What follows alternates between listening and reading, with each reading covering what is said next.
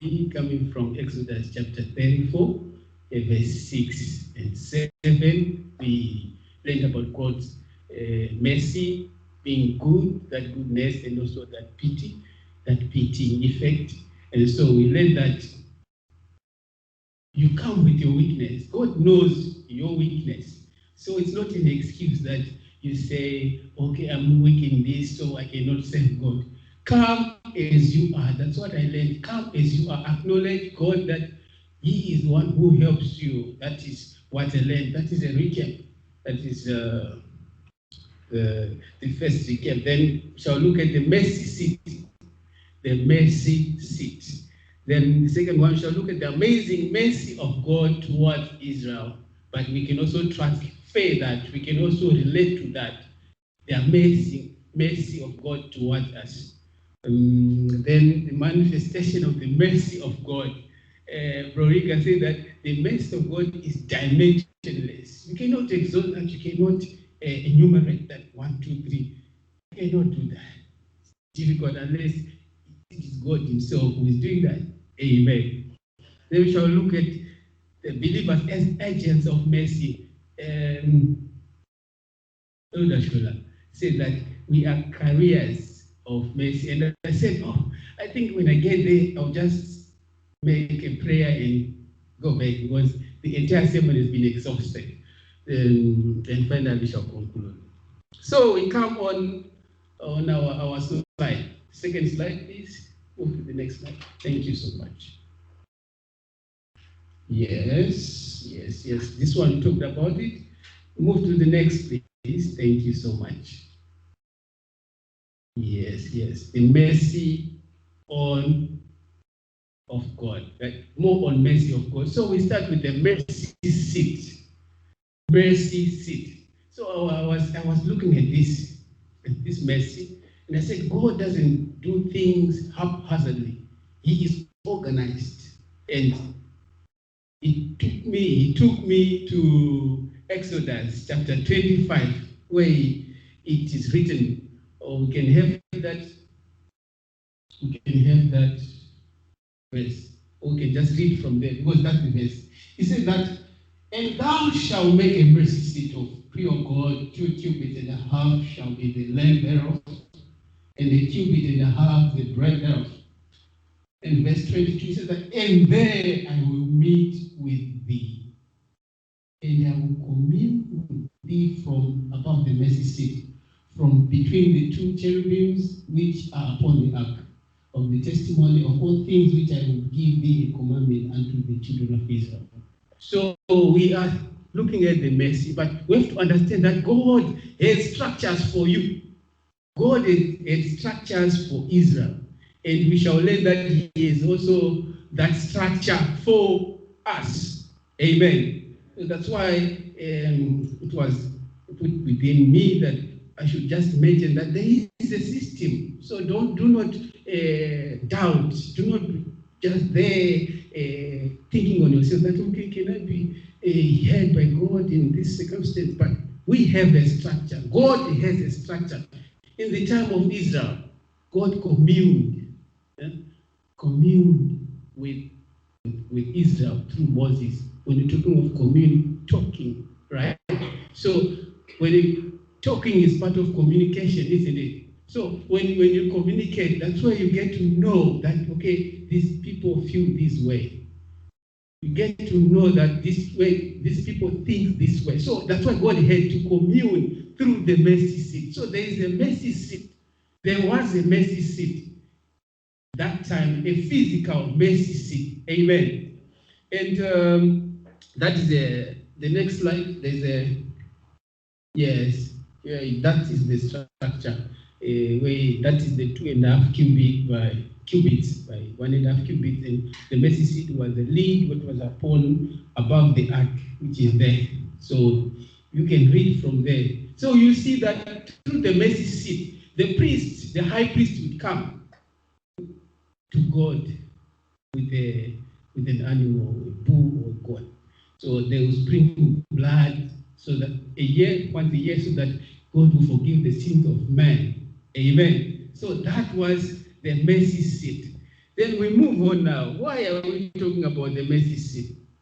We come to our favorite scripture, Hebrews chapter 4, verse 14. You know, God is not in an organized person. He has order. Now, for people like us, we were once Gentiles. People like us, we have that privilege. We can have boldness to approach Him. You know, in heaven there is. Next slide, please. Next slide. Thank you. Yes. Hebrews chapter 4, verse 14. It says that let us, it says that 4 verse 4 says that, seeing then that we have a great high priest, remember, Jesus came to fulfill all that was said by prophets, and also he all that was in the old was a shadow of him. So now you see this high priest who is Jesus. The word is going to say, he said that is passed into the heavens. Jesus, the Son of God, let us hold fast our profession. Hebrews 4:15 says that, for we have not an high priest which cannot be touched. I put in like touched. Who cannot be touched? We don't have someone who we cannot touch or who cannot be touched. Remember that lady, that woman who had the issue of blood for 12 years. She touched. And also, that dimension is even extended to heaven. In heaven, you can also touch him. This is with the feeling of our infirmities. Your infirmities, your mind, your body, the infirmities, that's the weakness. So what is it are we talking about? You have an infirmity, a weakness, not in speech, but even your body, your spirit, your mind, that can touch God, that can touch Jesus. So we are saying today, this is an amazing God, an amazing mercy. So what are we saying here? Look at the following sentence. He said that, but was in all points tempted like as we are, yet without sin. Hebrews 4, verse 6 says that, let us therefore, that's where I laugh. Let us, not one person, you and I, let us therefore come boldly with confidence, knowing that God has put structures, He has put His mercy as a structure in heaven for mercy, unto the throne of grace, that we may obtain mercy and find grace to help in times of need. I was looking at this man. You see, he said throne of grace. A throne is a seat. If you look at other, grace is it talks about the mercy. So I looked at it and said that this is the mercy seat. You can also approach the mercy seat. The throne of grace is the throne of mercy. Amen. I hope we are following. This is the structure that God has put in place for us. Amen. So we can approach Him. I don't know what weakness you have. I don't know what challenge you have. But here, we are being encouraged to approach the mercy seat. And now it's different. That time there were hindrances or there were barriers to approaching the mercy seat, only one person. But now, even a man like me, even you, wherever you are not prevented from approaching Him. You can approach the throne of grace, the throne of mercy for whatever. There's no limit to what you can approach this mercy seat for. There's no limit to what you can ask God for. You remember that verse from Psalms 145, verse 8, 9 says that His mercies are over what? All His works. You are the work of God, isn't it? So why not approach the mercy seat? Why not approach Him for His mercy? Amen. Yes, we can move on.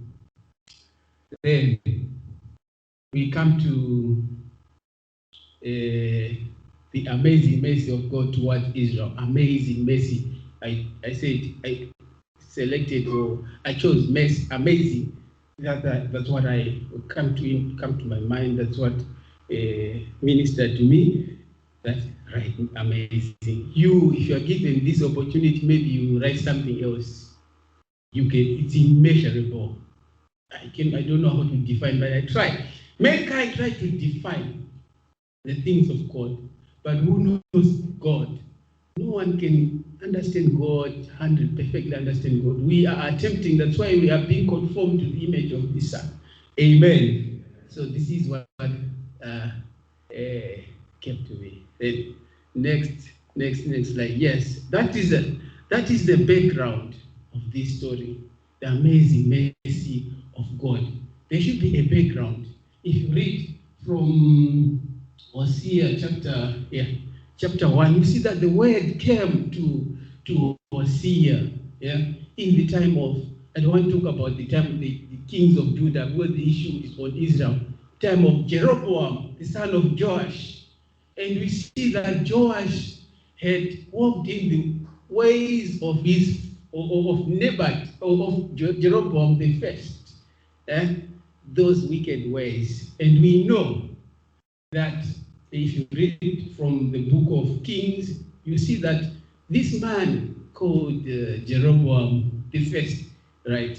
Well, this is the time where Jeroboam the second was reigning. So if you look at Jeroboam the first, the sin of Jeroboam, you know what he did?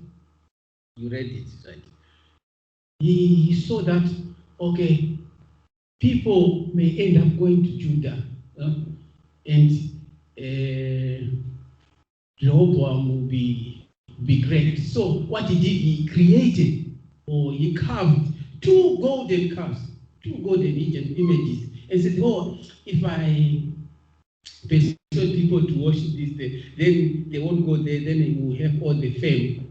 So it happened that by doing so, people began to go to Dan and Bethel. That's where the two golden images were. And he also ordained his own priests. But we know that from the word of God, priests were not just ordained, but there was a pattern, there was a structure. They had to come from the Levitical lineage. Amen. But he did it. That is Jeroboam. So we are coming to this stage now, this phase. We are seeing Jeroboam the second following those footsteps. Amen. And God is seeing that Israel is unfaithful. They are following idols. And we know, if you read from the book of Exodus 34 verse 14 and Deuteronomy 4:20, God says that He is a jealous God. He is a jealous God. But so these people, they infuriated God. They attacked the God's jealousy. So what happened is that God said that, if you read there, so God is angered and instructs Hosea to marry in an orthodox manner, untraditional, or we can say unacceptable for the nation of Israel. We know, if you read the book of Deuteronomy, they were not supposed to marry wives from other tribes, from other nations. But this is what these people were doing. So God, this was a demonstration, an illustration of what was happening. So he ended up saying that Hosea, he was a prophet. Can you imagine a prophet going to marry a woman of we can say of whoredom? This whoredom, there are two. It can be figurative, where the whoredom is based on idolatry. Then there's the whoredom, which which is adultery. So this is what happened to Hosea, and he went on to have three children. The first one, Jezreel. The second one, I know in English is translated not having mercy. Right? The second one is not my people. The first one is no, the second one is no mercy, the second one is, the third one is not my people. So that's why I ended up saying, how can this happen now?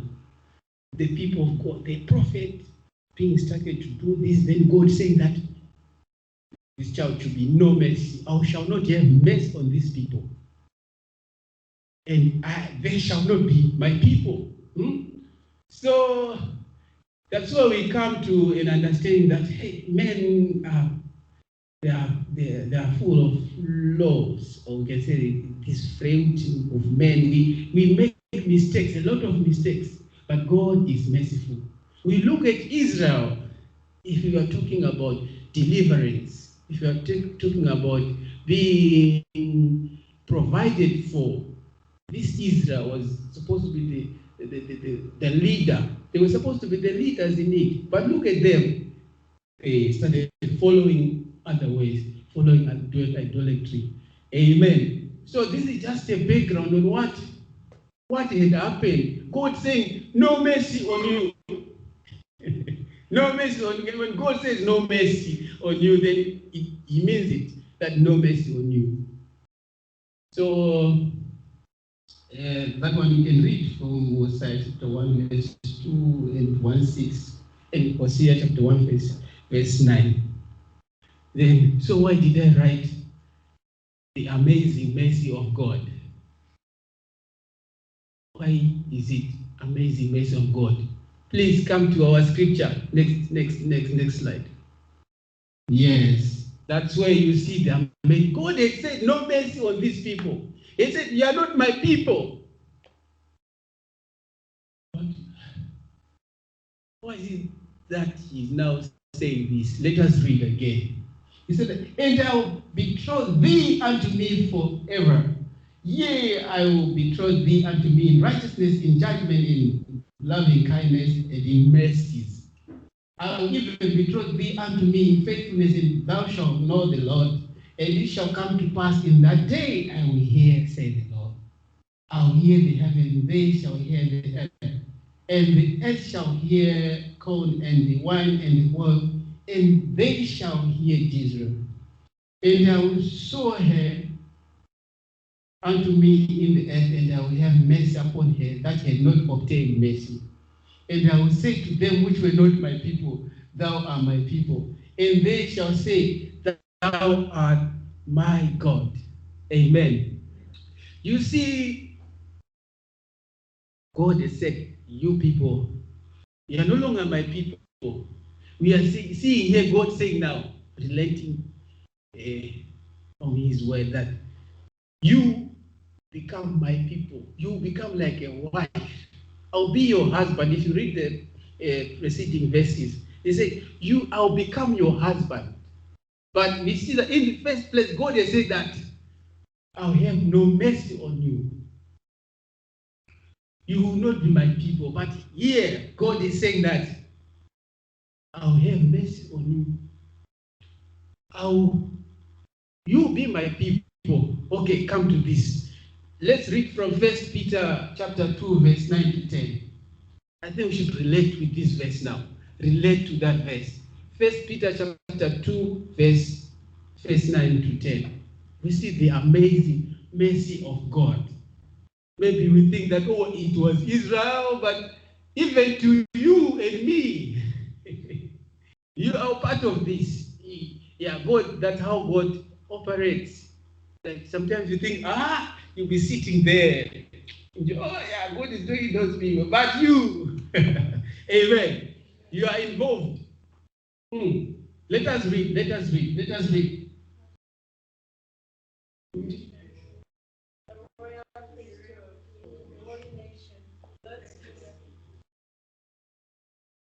Okay. But you are a chosen generation, a royal priesthood, a holy nation, a peculiar people, that you may declare the praises of him who called you out of darkness into his marvelous light. 1 Peter 9 and 10. Right. Once you were not a people, but now you are the people of God. Once you had not received mercy, but now you have received mercy. I hope you see the similarity there or analogy. I don't know what you want to say about that. But even you, you know that all have sinned. All have sinned actually. But God is saying that you are now a chosen generation, a royal priesthood. You had not obtained mercy, but now you obtain mercy. You were not my people, now you are my people. Actually, you were nothing, now you are something. So we see the amazing mercy of God in that. We were rejected. We're nothing. Yes, we're not his people or his children. But now he's saying that now you are my people. Not only to Israel, but even to me and you. Amen. So we see the mercy, the amazing mercy of God that at the onset he said that, okay, you're not my people because you have sinned. But now he's saying, okay, I've put structures that you, if you come, you have mercy. So this is the main point of the day, that you are not rejected. The mercy of God is upon you. We have just been encouraged, informed that we were not the people. A lot of sins that we committed. Yeah, that area, I know Deacon touched on it. A lot of weaknesses touched on that aspect. So, through his mercy, he has chosen us. Through his mercy, he has ordained us for this royal priesthood. Amen. That is, I hope I'm communicating about the amazing mercy of God. And I know in the succeeding slides we shall learn about something regarding mercy, because some people take it as a freedom to do whatever they like, because the mercy of God is what something endless, say endurance forever. So some people take it as a privilege. So I hope this message is making some sense into you. What I know is that God can prepare a fertile ground in your heart. We know that when the seeds were sown, it's not every seed that grew into a flourishing plant. So, but there's time for everything. That's one thing that I know. You may not see the message today, but it may make sense to you 2 years down the line. Amen. So, through his mercy, we have come to understand that he has the authority to grant you mercy. It's not like you want to have mercy. You have to look up. Through mercy, you have to humble yourself. Amen. So without humbling yourself to tap into that mercy of God, you will need the grace of God. Actually, the mercy and grace is another subject. Amen. But for now, let us not discuss that. Mercy and grace is very closely connected. Any of that, if you want to say mercy or grace, doesn't matter. God knows what you are saying. Actually, the spirit of man is like a cane of the Lord, searching the innermost. So if I say grace, and God knows that is mercy, it doesn't come like a headmaster. You said mercy, it's my grace. The same thing. Okay. So don't worry about that terminology. Okay. Amen. God is amazing. God is amazing. Okay. Then we move to the next. Yes.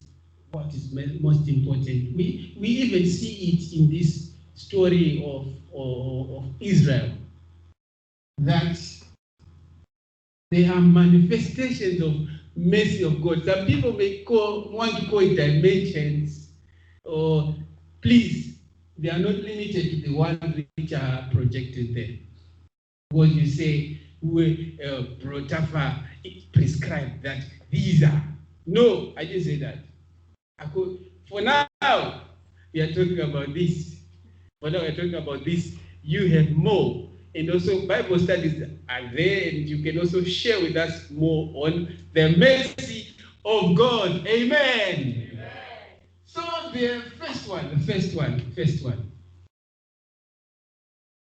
Through his mercy, he forgives us, gave us, he redeemed us. If you read from Titus chapter 3, verse 5, you see that out of the riches of his mercy, he redeemed us, he saved us. And Ephesians is almost the same, where it's written riches of his grace. In other chapters, it says riches of his mercy. So that's why I say don't try to entangle yourself with this. Any of that is okay. Amen. Exodus chapter 15, verse 13. Can we have that verse that he saved us? Can we have that verse? Can you project it? Exodus chapter 15, verse 13. So this is the first point. He forgives, he saves, he redeems. That is out of his mercy. So that's why the Bible study leader was asking, how does it benefit us to understand? So if you understand that you are forgiven, so the way you gravitate towards God, the way you handle yourself, even you connect with God, you are liberated, because you know. Amen. So, yes, thou in thy mercy hast led the people which had redeemed. Oh, King James, it twists my tongue like I don't know. That is what the word of you were guided in thy strength unto thy holy habitation. So we see there are many dimensions which are there. Just out of his mercy, he will lead you. Out of his mercy, he redeems you. Out of his mercy, he guides you. So I don't want to talk about that leading and guiding. It's coming. Amen. Just know it's coming. Amen. So we move on to the next point. Say the manifestation. Some people say dimensions of his mercy. Say, okay, I've been forgiven, that's enough. Some people are content, or I don't know, because of ignorance or not understanding, I don't know, that okay, I'm just forgiven, the mercy, then I'm just there, forgiven. That's the mercy of God. But according to what I was seeing, we see that the mercy of God will also, out of his mercy, he loves you. So, there's a problem here. I know people are asking, out of his love he is made, so it's a chicken and egg situation. I don't know how you address that. But just know, for now, out of his mercy, he loves you. If you read from Ephesians chapter 2, verse 4, can we have Ephesians chapter 2, verse 4? Thank you so much. Thank you, Mom Team. Oh, great praise for the Mom Team. Doing a wonderful, amazing work. Yes. Out of his mercy, he loves us. Online brothers and sisters, I hope we are together. I hope I'm communicating. Amen. We are not forgotten. We are with you. Yes. But God, who is rich in mercy, for his great love, already he loved us. Through his mercy, he loves you. So, and we know the abundance of his mercy, the abundance of his mercy, the abundance of his love. Everything is connected. The abundance of his grace is connected. You cannot exhaust. Don't try to say that, Protafa has exhausted the mercies of God. Okay, his success or whatever. I think it's only for you. Even for you. There is a portion for you. Say, there is a portion for me. Yeah, to be strengthened. He strengthens you. He strengthens you. 1 Samuel chapter 2, verse 4. Oh, this is the mercy of God. God will not suffer the righteous go without bread, or you don't suffer the righteous being vanquished, destroyed by the enemies. We read, but God who is rich in mercy. No, that one. First Samuel chapter 2, verse 4. Thank you. Yes. You see what mercy does. What mercy does. Let us not limit God. Let us not limit Him. His mercy is amazing. Today, just amazing. Isn't it an amazing day? Yes, thank you so much. Okay, the bows of the mighty men are broken, and they that stumbled are girded with strength. It reminds me of Hebrews 4:16, saying, come to that throne in times of need. He is touched by your infirmity, by your weaknesses. If you don't have strength, you think you are strong? No, not that way. If you don't have strength already, you are weak, isn't it? Actually, strong, we say strong, weak, according to English, right? If you are not strong, then you are weak. So in your weaknesses, that infirmity, He strengthens you because of His mercy. So you may be weak right now. Your studies, your family, your finances, whatever it may be, we are assured that through His mercy, He can strengthen me. God, no, don't try to say that. Or let me say that the bows of the mighty men, who is using bows and arrows right now? No one, right? So right now we have our own situations that we have where we are weak, isn't it? So that's why we need the strength of God. And His mercies are available for us to tap into to strengthen us. Amen. Hey, this time is against me. But anyway, God will strengthen me. Amen. Yes, then the next, there are many verses which are there, but just for the sake of time, I don't want to read all of them. Then the third point, these are just out of His mercy. Out of His mercy, He loves you. Out of His mercy, He strengthens you. Out of His mercy, He redeems, forgives, saves you. Amen. Out of the abundance of His mercy. Right. Then the third one, this one is just like Deacon of Femi. He likes to write like this.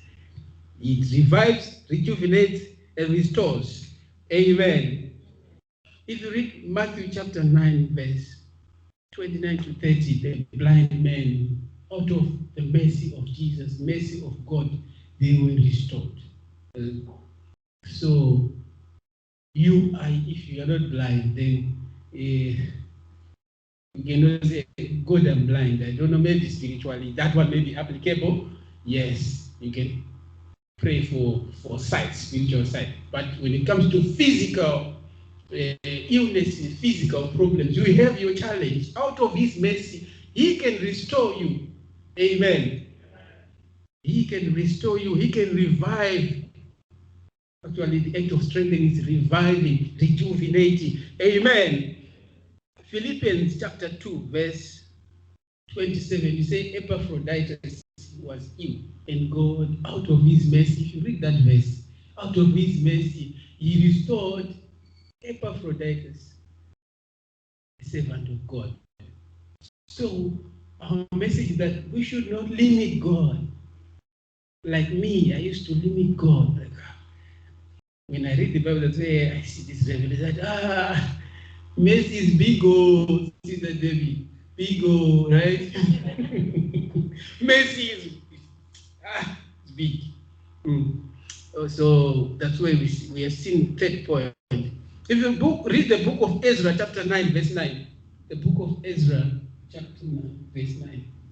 Yes, we always want to, so that you remember a verse, a scripture, wherever when you return home, your places, you can take time to read some of these verses and see the inspiration, to see the work of God, see the mercy, see not with your eyes, with that understanding that is seeing.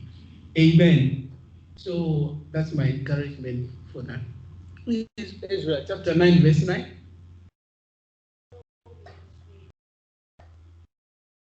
Yeah, for we were bondmen or slaves, yet our God had not forsaken us in our body, but had extended mercy unto us in the sight of the king of Persia to give us a reviving. Let's say reviving. I'm revived. I'm revived by his mercy. Rejuvenated by his mercy. Restored by his mercy. I don't want to say reactivated by his mercy. Okay, amen. So to set up the house of our God and to repair it, you see, this is mercy. I don't know what if you are seeing better than me. Because I wanted you to see better than me. Because I think the way I'm seeing it is good, but I think you see better. Amen. Yeah, the mercy is good. It revives. Our souls are revived. Our spirit is revived. Our bodies are revived through his mercy. So we should not limit God. That is a message. His mercy is amazing. Amazing mercy of God. We see, even David was very weak. He was hit from left, right, center, all that. He was weak and he asked for mercy from God. He understood the concept of mercy, and we can read about that from his word, from his Psalms. Then the fourth point, it has got many subsections. I didn't want to have a PPT with 20-something pages. So he protects, provides, and prospers. He protects, provides, prospers out of his mercy. And we can read from, can we have this one? Psalms chapter 136, verse 21 to 25. King David understood the mercy of God. Yes, Psalms 136, the well-known chapter for his mercy endureth forever. His mercy endureth forever. His mercy endureth forever. Like a song. So let us have it. Yeah. And gave their land for an inheritance, for his mercy endureth forever. Next one. Given heritage. Inheritance. Even inherited unto Israel his servant, for his mercy endureth forever. Hey. Who remembered us in our low estate, for his mercy endureth forever. The next one, and he hath redeemed us from our enemies. The next verse, the last one, who giveth food to all flesh. Sometimes we overlook the mercy of God. We neglect, actually, because it is abundant. It's a lot. We think that I'm running around making ends meet, earning a living. Yeah, I think I'm doing good. Not knowing that his mercy, even eating jollof rice, it is his mercy. We read it right. Just in the little food that we have, the food that we have, it is his mercy. Amen. So even protection, you see, the enemy's protection, isn't it? And we read from this same verse, he prospers you. He prospers you. Even Genesis chapter 39, verse 21 to Genesis chapter 39, verse 21 to 23. He lifts out of his mercy, he lifts the boy or the man, Joseph, out of that low estate. Out of his mercy, he can lift you. You know, the word of God is not only for his historical sake, but for life-changing sake, for your life transformation. The word of God changes you. It is there to change us. To change us. The living word, oh, the previous.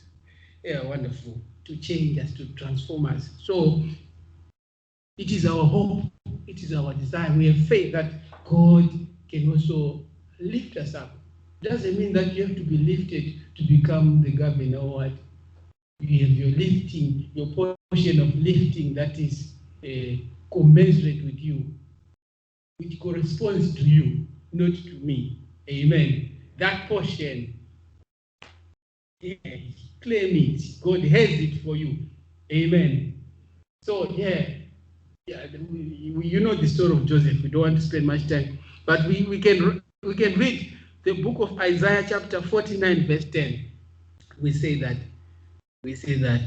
protects, provides, prospers, protects, provides, prospers. It is His mercy, by His mercy, that He has given you the Holy Spirit. He has empowered you that you even fight with the principalities of darkness, isn't it?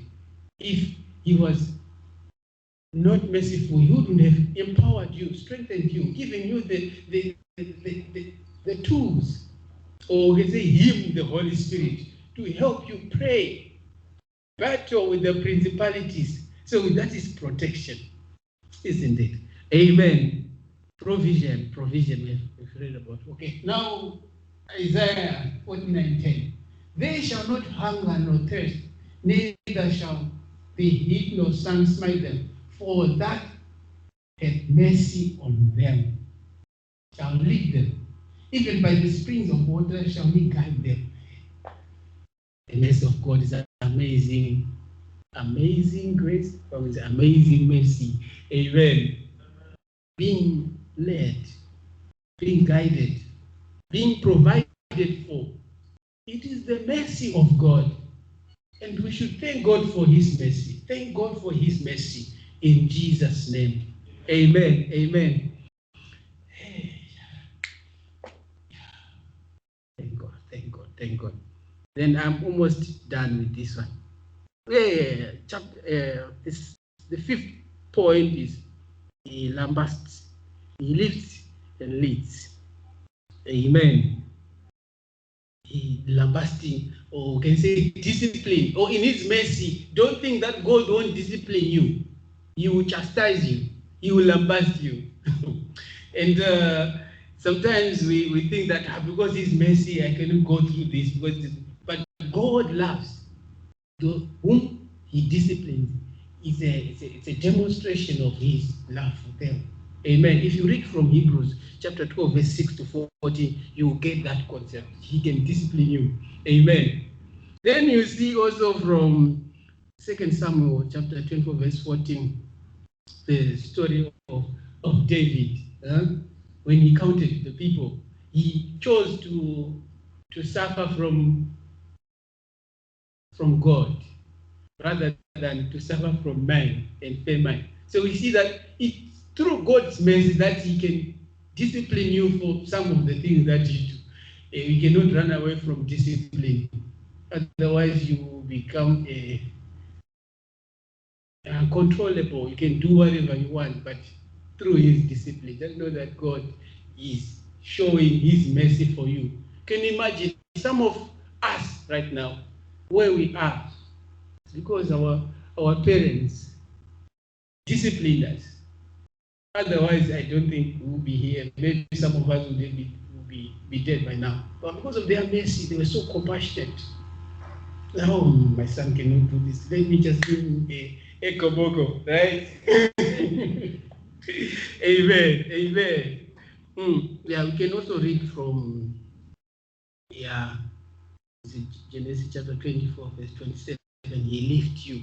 He lifts you. He leads you. Look at the servant, Abraham's servant. He led him. Even the children of Israel. We have read from Exodus chapter 15. He led them. He guided them. So maybe right now you are somewhere where you need to be guided.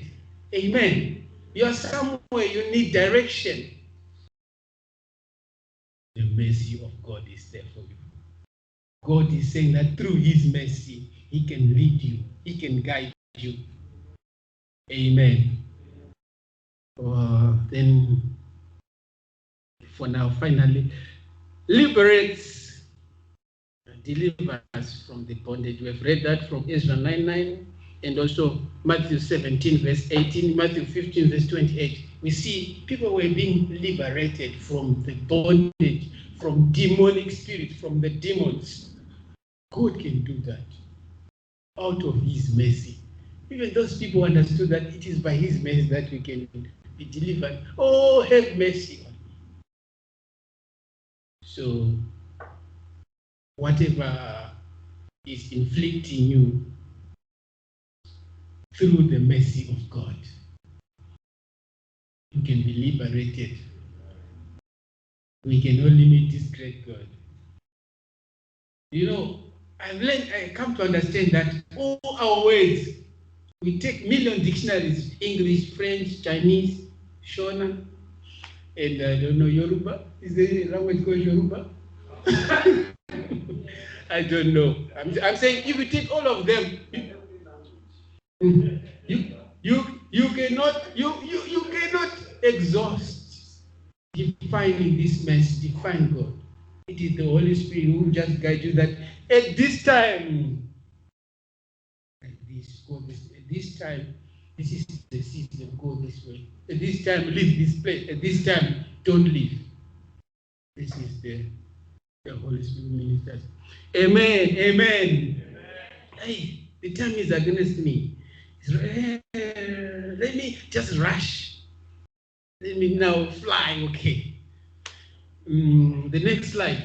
Thank you so much. Thank you so much. Implications of the mercy of God. Yes, oh, this amazing mercy of God. What do you do with it? You have enjoyed. Yes, I'm lifted up. I'm led. I'm forgiven. I'm redeemed. I'm prospered. I'm provided for. I'm led, lifted. There are many. We have talked about provision, isn't it? So what do we do? Amen. What do we do with the mercy? Yes, enjoy it. Yes, I've enjoyed it. So what? Yes, next slide. Just, it's a very brief one. Believers as agents of mercy. Thank God. Sashola, you've already finished this one, right? Careers of mercy. Yeah, the word of God in 2 Corinthians chapter 5, verse 19 to 20 says that we are ambassadors for Christ, isn't it? So what are you, ambassador? What are you propagating? What are you sharing? What are you representing in this respect? We are talking about mercy. And Bro Ajiman asked, but how do you help the people as a demonstration of the mercy of God? Yeah, like Mr. Shwala said, that there are many needs. We have diverse needs. So there's a need. Help out as an agent of mercy. Okay, let us just read something. Luke chapter 6, verse 36 is there.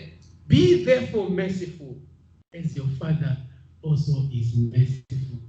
The Bible, when you look at the word of God, you see that there's succession, there's transfer of what we receive. If it is love, love so that you love. And forgive, have been forgiven, forgive. Mercy, and others. So this is what we do as agents. There is an idea, there's a belief that we propagate, that we share. So you can even read from Luke 10:37, and he said, he that showeth mercy on him, then said Jesus unto him, go and do likewise. Go and do likewise. And what is interesting is, God is not saying just go and walk around and look for someone who's lying there. You won't find someone who's lying there being beat. You will find someone who's in a difficult situation. And maybe there are traditional or cultural barriers which are there, but through the mercy that you've received, you can also extend that mercy. Amen. So this is what Jesus said, go and do likewise. If you're going to lift other people, there are people who need your help. They need your direction, your counsel, your advice, all that, or your prayer. I think if I don't say prayer, someone will beat me. And prayer, they need your prayer. There are many things that we can. Let us not limit ourselves. Amen. This is what agents of mercy do, or agents of mercy. Blessed are the merciful, for they shall obtain mercy. Today, I told you that the sermon was finished before I came here, isn't it? Right. 1 Timothy chapter 1, verse 16. Howbeit for this cause I obtained mercy, to serve, to minister, to help other people, to share the gospel. So we say mercy and mission, they are inseparable. Unless you want to behave like a stone, just say, this is what it is. But you have to show mercy. Amen. That in me, first Jesus Christ, might show forth all long suffering, for a pattern to them who should hereafter believe on him to live everlasting. Yeah. You have the mercy. You understand the mercy. It's not a small thing, it's a big thing. Mercy of God. And you are an agent, a career. So go on and be the agent, the ambassador for Christ. Mercy, in love, in whatever we have discussed in mercy and other things that can come that the Holy Spirit instructs you to do. Go and do it. Be an agent of mercy. Amen. I'm almost there. Next one, next slide. Next slide, thank you. That one. This is how we sometimes that elephant is sometimes they say mercy, and what you experience tend to affect how we understand it. Maybe you have received favor or been led to become a governor, so you go there, say that God will lift you. God will lift you. That will be the message. It's not wrong. That is the portion that has been ministered to him to change people. Amen. So even us, maybe, I don't know which part of mercy right now. Of course, we have received mercy, but there's a discipline. There's an aspect that you understand better. You know that when it comes to this favor, anyway, I cannot leave this place without saying favor. But if you look at the word prospers, you can relate with favor. But for the sake of people who like to say favor, you cannot live in mercy without that favor. Favor is a manifestation of the mercy of God. Amen. Because hey, I'll commit a crime, someone will beat me. Yes. So let us not be confused if I understand this part of mercy better than the other aspect. It happened. That's the calling. That's what God wants me to be the agent for. Agent for just favor, just speaking favor to people. Favor. Someone will come forgiveness to people. You see, some will come with being guided, direction to people. So, but it is our hope, urgent hope, that we want to have a balanced diet. We want to understand. We always want to come to God to make us understand His mercy. I cannot say I understand mercy better than you. I'm still learning. I will continue to learn. So be reminded of this thing. And finally, yes, thank you so much. Finally, hey, I don't know, but when I count it, I think that maybe you take 30 minutes, but it's taking longer now. I don't know. Taking longer anyway. Our days are numbered, right? Our days are numbered, so if I have this opportunity to stand before you, yeah, I have to say whatever I want, or the word of God, God wants me to say on his behalf. So if I go back home and say, I should have said, but that's the problem, isn't it? Yes, conclusion. Thank you so much. Thank you for being patient with me. When I come here, when I'm there, I'm okay. When I come here, it seems there's an activation, there's a charger which is behind me. There's a charger. So please forgive me. Forgive me. Okay. Conclusion. God says he is merciful. Yeah, it's a fact. He's merciful. But remember, this is a question, who can fathom, who can understand this mercy of God? King David says, mercy of God endures forever. Right? Prophet Jeremiah says, they are new every morning. And Apostle Peter says, abundant mercies. Then we see Apostle Paul saying, riches of his mercy. And what? Okay, that's why I say, what do I say? Amazing mercy of God. I don't know what you say. My prayer is that. Yeah, the first one, open my understanding. Let us just make this prayer that God will open our spiritual understanding so that we understand his mercy and experience that portion of mercy that he has designed for you, specifically you. There is that mercy. There are areas that we mentioned about manifestation of his mercy. You know what you are expecting from God. Yes, he's a father. He can be touched by your infirmities, by your weaknesses. Yes, you cannot be stopped. Cry out. Yes, speak to him so that you can see that experience of his mercy in that area of your life. Because he is amazing. His mercies endure forever. They are abundant. We can never exhaust his mercies. And also pray that you do not neglect that mercy. Don't overlook that mercy.